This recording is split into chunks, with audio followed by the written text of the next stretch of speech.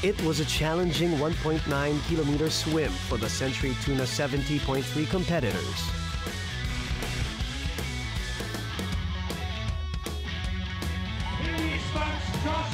And it was a strong start for men's pro Josh Amberger.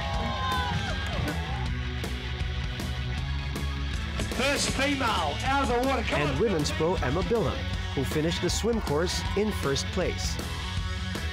The Filipino pro elites in each division were successful as well, as they swam in tow with the foreign pros.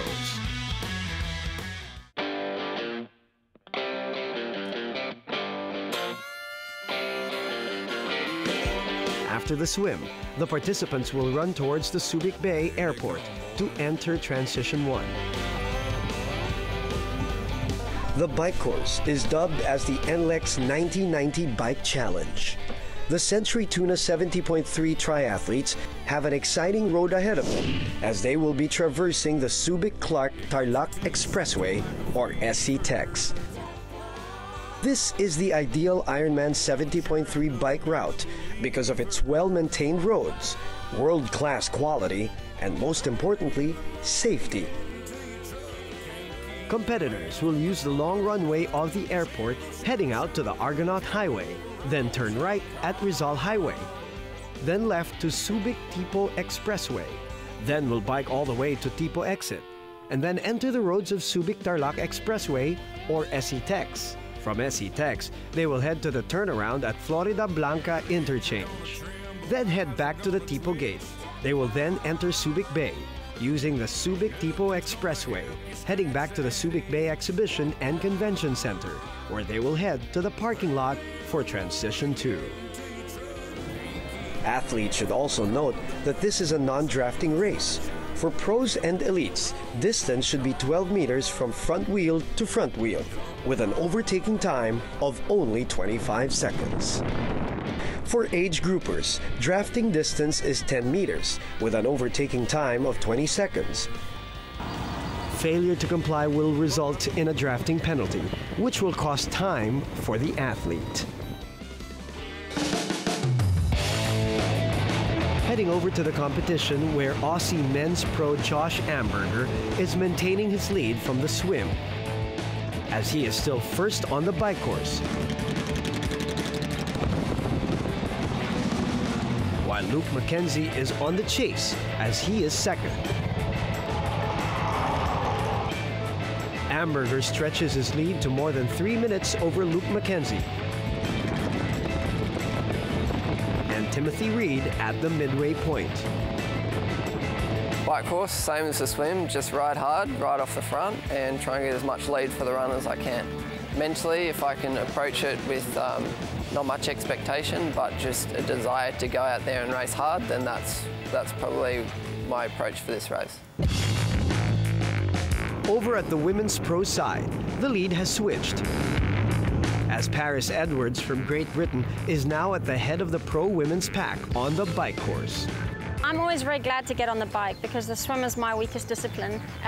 So I'll be working very hard on the hills, just trying to make it back as much time as possible. If there's a headwind on the way out, you can afford to work really hard because the tailwind will push you back a bit. So you can make a real big effort in the first half and then you get a bit more of a break on the way back. But I have to see what the conditions are like on the day. Swiss Emma Bilham, who was first at the swim earlier, leads Aussie Belinda Granger and American Beth Gerdes by 2 minutes and 30 seconds at the 45-kilometer mark on the bike course. Swim's usually my strongest of the three, so it's as fast as possible and get as many minutes on some of the girls behind me as I can, because I know it's not going to last. To be honest, not really. I'm usually okay for 40 kilometers and then things don't go quite as well. Survive, usually in this heat, so drink lots. I know there's a pace I should be able to hold, but whether I will be able to stick to that plan in the heat, that remains to be seen. I really want to make sure to start out conservatively, but then once we get out onto the highway, it looks like it could be a great ride, and just really try to push my limits and see if I can catch some of the girls that might have been out front in the swim, and then really ride strong until the finish.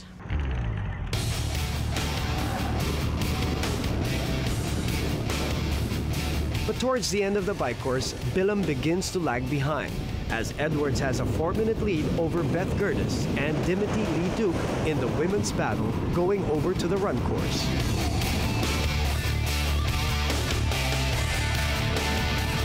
Meanwhile, Josh Amberger takes a 3-minute lead on Mackenzie and the ultra-fast Timothy Reed, who seems to be gaining ground as they move on to the run at Transition 2.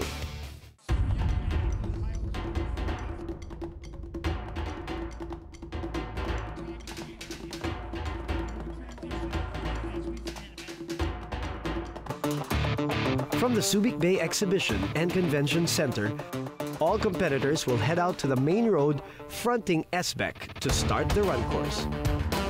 With exciting developments in the race today, it's still anyone's game. On to the last leg for the competitors. It all comes down to the run course. Find out who will cross the finish line first and reign supreme when Century Tuna 70.3 Subic Bay returns.